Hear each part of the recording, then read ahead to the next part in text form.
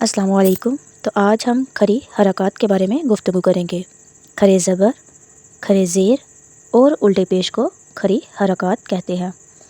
खड़ी हरकत हरफ मद्दा के कायम काम ही है, इसलिए खड़ी हरकत को भी हरफ मद्दा की तरह ही यानी एक अलिफ दो हरकत के बराबर खींच कर पढ़ेंगे। एक अलिफ जो होता है वो दो हरकत के बराबर होता है, तो एक अलिफ यानी दो हरकत के बराबर खींच कर पढ़ेंगे। अब कुछ लोग जो हैं खड़े ज़बर को खरा ज़बर और खरे ज़ेर को खड़ी ज़ेर कहते हैं, तो इससे कोई मसला नहीं। मसला सिर्फ मकदार में होता है कि हम मकदार या तो ज़्यादा खींच कर पढ़ देते हैं या बिल्कुल ही खींचते भी नहीं हैं, तो ऐसे ही पढ़ देते हैं।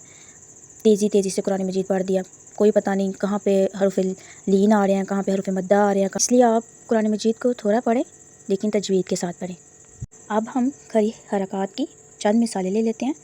पहली मिसाल लेते हैं, जैसे ता खरा ज़बर ता खरी ज़ेर ती, ता उल्टे पेश तू, ता ती तू। हम दूसरी मिसाल लेते हैं, जैसे ज़ा ज़ी ज़ू, फा फी फू।